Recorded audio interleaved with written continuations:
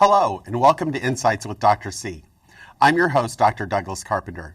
I'm a clinical psychologist who's been in practice for more than 20 years. My wife, Mary Carpenter, a licensed master social work, and I are the owners of Insight Counseling Services in Rochester, Michigan. The topic today is Boomerang children and money. And I'm sure you're probably asking, what on earth is a boomerang child? And that was a new term for me as well. So we're going to learn about that today. And I have a guest on our show today that's actually really no longer a guest because she's been on several times now. And we just love having Rhonda Williams on the show because she's such a wonderful wealth of information. Rhonda is a certified financial planner and a certified divorce financial analyst from Ameriprise Financial Advisors in Rochester, Michigan. And I'm just so happy that Rhonda continues to agree to come on the show and just share the wealth of knowledge that she has in providing our viewers with such pertinent information about their financial lives. So, Rhonda, you have some education to do today. What are boomerang kids and why are they an issue? Well, the term boomerang means that you sent them off hoping that they would go, but they come back. Oh, okay. And so these are young adults who have gone off to college or perhaps even graduated from college and lived on their own for a while. And because of financial reasons, they find themselves sleeping in their twin bed back in their childhood home. Probably not their dreams. Probably not the child's dream or the parent's dream that would happen. Right. Right, but you know what? I hear that story happening a lot recently. Well, I know a young girl named Annie, and Annie's 27 years old, and she graduated from Chicago, Loyola University with a good degree, good school, and she happened to graduate, though, right around the time that the recession was happening, about 2009, 2010, in that period of time. And a lot of those young people, unfortunately, found themselves coming into adulthood in a disadvantaged time where they can't find a job in their career field. Right. And so she's worked a number of jobs. She worked at Whole Foods for a while, and that's okay. And then she sold ads for a local newspaper for a while. She was a journalism major, so at least was Seems fitting. Well, and then the paper went out of business, and And she had acquired some debt in addition to her student loan debt during that time that she was living on her own. And she called her mom and said, "Hey, can I come back home for a while?" And mom has said yes. So she's back in her childhood bedroom. She's sleeping under an Avril Lavigne poster or something like that still from all of those years ago. And, she has two different scripts about what's going on there. Yes. Her one story, the more optimistic one, is that she's back at home, researching graduate school or how she can further her career. And the other script is she's not real happy about, using mom as a crutch to be back at home, and that there's a bit of conflict that goes on between she and mom and living there as a young adult. So, these are young people who, because of the economy or because of circumstances, and find themselves back at home. Yeah, I have definitely seen boomerang kids in my practice. Okay, yes. And the struggle that I see is the amount of depression that this results in, that they come in, they have spent 4 years, 5 years working so hard and so diligently to get this degree that they wanted and this profession that they wanted to become, and then now they're suddenly have their diploma and they're ready to go into the work world, but yet they can't find a job. And just the amount of depression that they have for that, and the amount of questioning of themselves and their worth and their value is just so significant. It has such an impact on their life script. We all have a life script that we write for ourselves. And so many of these kids have had to change their life script because these plans that used to work out for most people suddenly are not. And that's important because right now, 1 in 10 young people will find themselves living at home for up to 2 years. Whereas if we go back to, a generation behind them, it was pretty rare. Less than 10% of kids would find themselves back at home. And Right. and I think that, what we're also seeing is you've got adults, you and I, who are, having young children who become young adults into this age. And we think back on how that would have been perceived, with our growing up. And so there could be some negativity in the community about Right. coming back home. And yet, on the other hand, what are the things that have contributed to Boomerang children feeling that they can come back home? Right. And Yeah, I think in probably our generation, it just never was a thought yeah, that you would go back home after college. yeah, I mean, it wasn't even in our scripts, right, because you went to college, you established your own life. A lot of times colleges had programs set up to help you get a job, and you moved right into that role, and we never even thought about right. what it would be like to go Yeah. home. But that's a very different It is. frame of thinking now, today. And some of that is the economy. We've talked about that. Okay. A lot of these kids are graduating post-recession, and at the same time that they're coming out of college, we've got the but the baby boomers, the other end of the bookend over here, that are this mass of people who are hanging on to their jobs.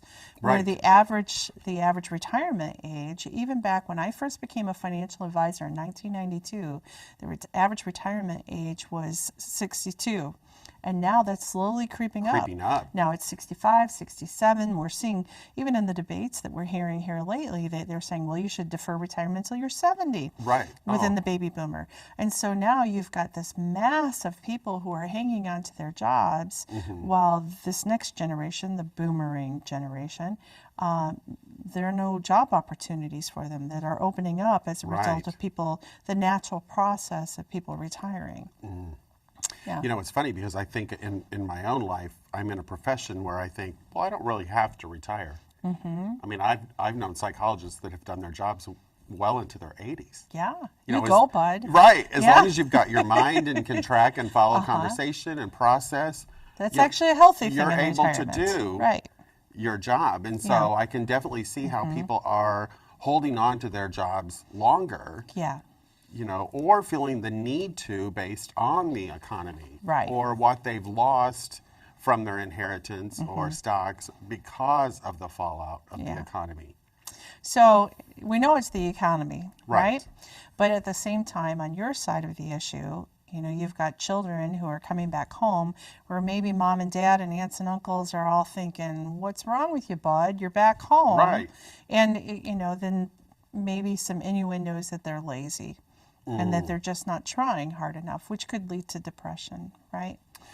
Right. Well, and another thing that I've seen in that scenario is parents getting a job today is not like getting a job 20 years ago. 20 years ago, when we wanted a job, we put a resume together. Yes. We went into the place, filled out an application, tried to meet a manager. That process has greatly changed. Yeah. And so now it's a lot of online, fill out the application online. If they like you, they'll call you. A lot of times the person that you would go into the store and speak to doesn't even have anything to do with the hiring because it's an online process through a corporate office. Right. And so many parents, I don't think, even understand Yes. the process. If you've been in your job for 25 years, you don't understand the process that your children are having to go through Right. to even make application for Let a job. alone get a job in their field of study. Right. So, one of the things with that is as Boomerang children may find themselves coming back into the home, there are some things that as parents you can work with a therapist and a financial planner to help set some of these boundaries and guide your child through this. And one of them is encouraging them in their job search.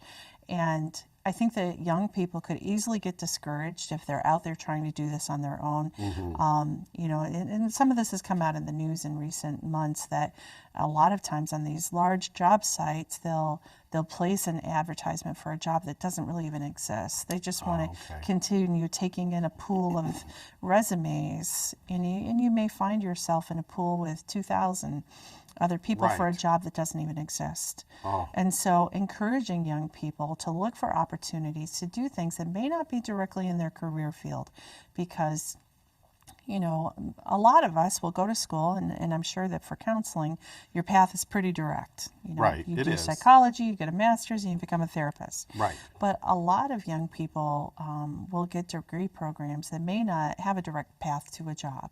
And so taking opportunities that come your way that are somewhat related, but perhaps not exactly what you want to be doing, and hoping that you find your way into that field. I have a great example, a young woman, of one of the people who works in my office. Her daughter sent out hundreds of resumes over the period of 6 months, and not even a callback to go in for interviews. Right. And this is in her field of study, which was planning and development for cities or residential areas, things like that, geography. And so an opportunity came to work in a horse stable. And she said, well, I've worked with horses before. I'll go out there and it'll give me income, and I can get my car fixed, and I can help pay my student loans. And so she became industrious, right? And she landed in the stable, and lo and behold, the owner of the stable is a developer. And as they were horsebacking one day, she got to give her pitch on why she would make a great city planner and how she could help him do his job better. And he hired her and sent her to live in the British Virgin Islands Oh my! to work on a development. How wonderful! Yeah. So sometimes the moral of the story is that if you're asked to shovel poo, you might want to. You might want to do it because you don't know where that's going to lead to. And encouraging your child to get out there, and even though they, in the story of Annie, the Annie is floundering there, and she's kind of directionless, and that plays into her mother's economics. It plays into, because they all have the student debt that they have to repay, and encouraging your child in their job search and helping them to be practical and look for any opportunity that they could get that could lead them to some financial independence. Well, you brought up an interesting point with the story of with your coworker, that I'm hearing that so much from Boomerang kids, that it's, and we keep calling them kids, they're really adults. They're young adults. They're young adults. But I keep hearing from them, I can put as many applications as I want out there, but it's about who you know. It's who you know. And it is that in really part. has been a change in the is, last 20 yes. years. You can't just typically walk in somewhere and then No. get a job. There is truly a lot more validity to that statement. It's about who you know and getting connections to even get an interview. And helping a young adult think through, yes, you studied this, but a lot of people don't end up in the field that they studied. That college is meant to train you to think and become a leader and become a part of a larger adult community, and that you may end up in a job over here that surprisingly you may enjoy, that you were not academically prepared for.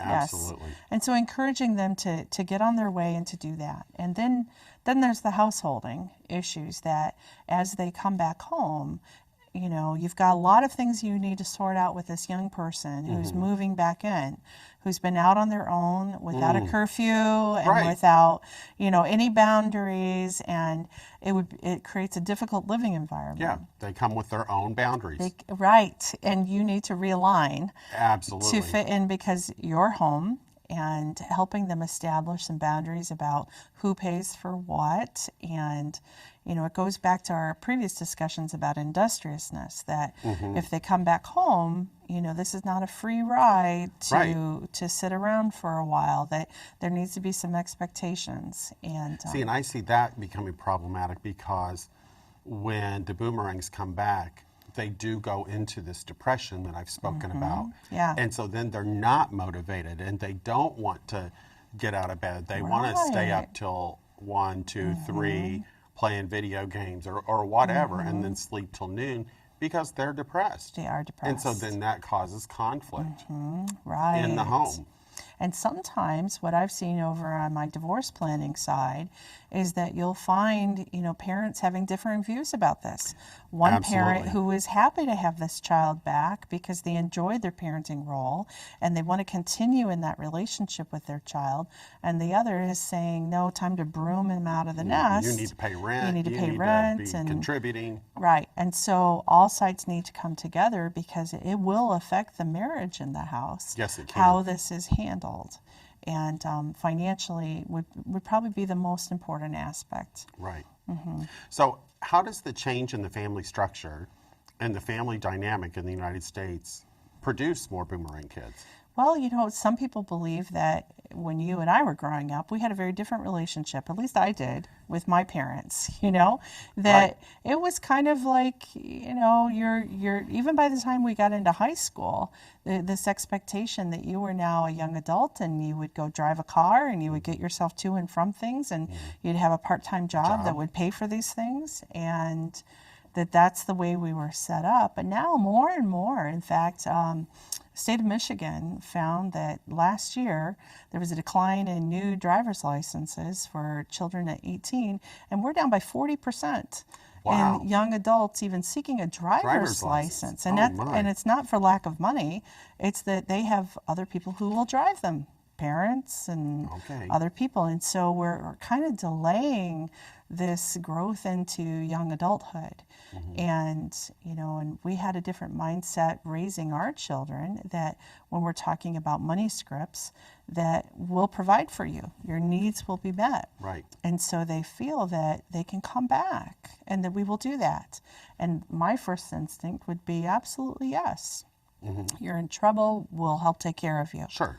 Yes, but the problem with that is that it may not be helping young adults grow into young adulthood and become financially stable and independent. I know I've been thinking about this topic because I have a 16-year-old and he's now driving. And when I myself was 16, I mean, we counted down the days to be 16 Absolutely. so we could go get a part-time job. Yes. And even though my 16-year-old now wants a job, there are often times that I think I don't want him to have a job because I want him to spend time on his studies. Being a student. Because there's been such a change in the academic requirements competitive. of the students and how competitive they have to be academically that I'm concerned about a you're job right about that. and teaching him the financial side of life could have on the academic side of life that I think will propel him further. So there's this juggle as a parent. What do I do with a 16-year-old at this point? And it's the whole summer job thing, like when we were kids, wasn't a problem. But now you've got educated people in the economy without jobs. Who are taking those jobs. Boomerang people who are trying to just get anything. Yes. And so then the 16-year-olds, the high school kids, are not being picked for summer jobs. Because you've got other more mature people looking for those jobs. It truly is a dynamic in the economy that's affecting so many levels. Well, and that's where perhaps if they can't get a job for pay, then a job for volunteer or a job for adding to the community or doing more things around the house, accepting more responsibilities within the household that perhaps, you might not have had them do. But now, I mean, you've got free labor to paint that house or, whatever it is. So how should families or what should families do to kind of make the most of a situation if they have a boomerang young adult coming back to their home? So I think, if families embrace this and say, here's an opportunity to have input into my young adult's life and to help perhaps finish some of the training and education that you might not have had an opportunity to when they were young adults and busy in high school or going to college. And so bringing them back, that's a great opportunity to talk about money and responsibility and help your young adult by setting some boundaries within the household, that even if they're not able to go out and find a full-time job and become independent, but that they should find some means of employment, whatever that would be, and then base what they assume financially in the house on what they're able to bring in through whatever part-time work that they can go out and find. And then establishing other boundaries too. There's probably more in your arena on who's allowed to be an overnight guest in the house, and when what time. Big dilemma. And how late can you stay out, and how do you fill us in on where you're going to be and when, and family dinners and things like that. Well, another interesting fact that I've seen a lot in therapy is Boomerang comes back is of drinking age now. Right. Mom and Dad don't drink. Yeah. Boomerang wants to bring alcohol in the home, or keep in his or her room.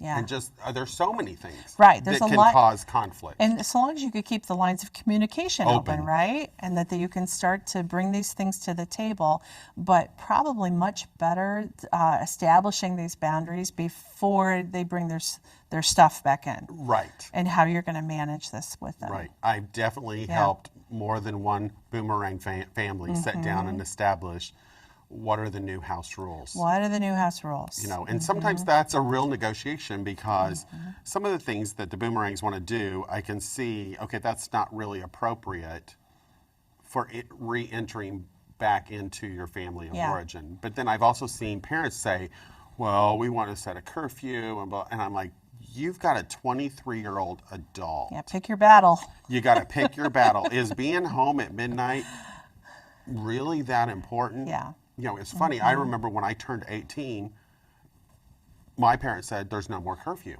Yeah. So for 3 nights in a row, I stayed out till 3:30 or 4. Oh, and lovely. Doing nothing, absolutely nothing, just hanging out at a friend's house, and then realized how tired I was and kind of how stupid this was. Yeah. And then I went back to being in by 12. Yeah. You know, so you got to just give them a little bit of space Right. and boundaries to exercise some of their freedom. Yeah. But you can't let a Boomerang come back in your house and expect that the rules that you had in high school are going to apply. Right. The dynamic has changed. Yes, very much. And there needs to be an end date to it where you're helping them move toward independence and helping them with that job search and helping them assume responsibility financially. So how can someone like yourself be helpful to the Boomerang? Well, I think, working with a financial advisor is helpful. If you have a financial advisor with a relationship with them, go in and ask your financial advisor or myself to talk to a young adult about what their plans are and help them with that job search, because a lot of us are connected in that way. True. And can help a student think through, okay, if you're not finding it in your job field, what are other things you could be doing? Or come in and have a discussion about starting a business yourself. Okay. And because that's the next wave, is being an entrepreneur and starting your own business is a better path to industriousness, better path to employment sometimes than going out and finding a traditional job. And advisors welcome those conversations because we want to help the families, mom and dad, who their retirement plan hinges on helping this child go out and become independent financially. Right. And you want to make sure that that's not going to happen to you, where that would become a drain on your own personal assets. So working with an advisor, a life coach, and a therapist help these young people find their way. Do you ever advise, or I can see the value in it, but what if someone in their field truly can't find work and the Boomerang has looked for maybe, let's say 2 years? Have you ever been in a position where you have encouraged them to go back to graduate school to pursue further education? It depends what their undergrad would have been. But sometimes, students don't always get great advice at college about, what's out in their career field. And they may be training for something that's obsolete or something that's on its way out, and they have this degree program. So now how do you take the coursework that you have and find something that would be good for you to do? I think grad school is appropriate, but you don't want to throw more money at the situation if it's not going to result in a job. There are lots of places you can look online. U.S. Census Bureau is one that gives you statistics about how wide open a job field is and what the average salary for that job is. And you can go in. U.S. Labor and Statistics also has this. Okay. And will tell you more about, I looked up for the other day, medical technician. because there's a 2-year degree program that it's not a degree, it's a certificate that they can get, and it came up that there were going to be 497,000 jobs offered in that career field in the next over the course of the next 5 to 7 years, but the top of the pay is about $32,000. And so that's fine if that's going to be a member of the family who's a support person, but it would be difficult for an individual to go out on their own. To be a primary breadwinner. So there needs to be consideration about what's happening within a job field and what's available. And there are some career fields that are hotter than others right now that may not require getting a graduate degree. Right. That may just require finding someone who will give you experience. What are some of the positives about having a Boomerang in your home? I think we talked about that. That having that relationship with a young adult child, that if you've got good boundaries, then it's a different dynamic to have this young adult living in your home. I had my young adult son back for us, he was living at home for a few months this last fall, and it's different talking to them as adults and realizing that, it's not just that he's your son and that, you love him, but that you actually enjoy being with this person, and that you see your child in a different light as a young adult, and how they're becoming a thinking person and can contribute to that and take that opportunity to, even though they may not want to engage with you and maybe they want to, brush you off, but build that bridge to your young adult during that time when they're home, because you could have great influence. Well, and I think there's some value because typically at this age, they're past that idea of mom and dad don't know anything. Right. They're coming back around. They're boomeranging. Back around to where, hey, mom and dad are kind of smart. Yeah. They've lived for 50 years now, and they have some good advice to offer. So I think parents can really take the opportunity to build this relationship and be a mentor, do some coaching. Well, and even when it comes to money, a lot of kids, they're not learning about money in college. And so while they're home, talk to them about a checkbook and what a portfolio is, and encourage them to open up an IRA account. I'll help them open up an IRA account and help them save, out of their current income into this and build a portfolio and learn this life skill in this time, when maybe they're not fully employed. Rhonda, it's always such a pleasure to have you on the show, and you're such a wealth of information. So we thank you very much for coming back to talk about this topic. In closing, I just want to remind you that you can feel free to visit our website at www.insightcounselingpc.com or visit our Facebook page, Insight Counseling Services, where you can submit topics for shows that you might be interested in or questions that you have and that you would like to see addressed as part of topics that we could present. So I'd like to thank you for joining us today, and I look forward to seeing you next time. Until then, live well.